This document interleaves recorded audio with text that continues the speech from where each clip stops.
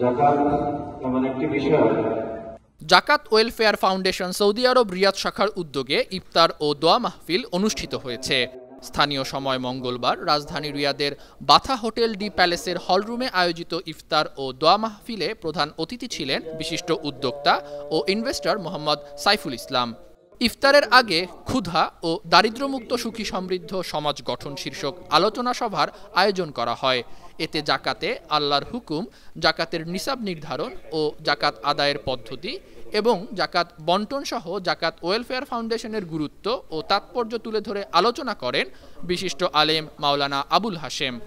মোহাম্মদ সালাউদ্দিন ও আরিফুর রহমানের যৌথ সঞ্চালনায় আলোচনা সভায় অন্যদের মধ্যে বক্তব্য রাখেন বিশিষ্ট অতিথি ইনভেস্টর মোহাম্মদ বারেক হোসেন, সৌদি আরব প্রবাসী সাংবাদিক ফারুক আহমেদ চান, সোহরাব হোসেন লিটন, আবদুল্লাহ আল মামুন, জাকাত ওয়েলফেয়ার ফাউন্ডেশনের এক্সিকিউটিভ ডিরেক্টর SM আল আমিন ফরাজি, ডিরেক্টর মোহাম্মদ শহীদুল ইসলাম সহ আরও অনেকে।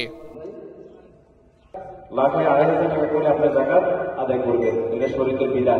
তারা সৌন্দর্য লীলাভূমিতে পরিণত করেছে। সেই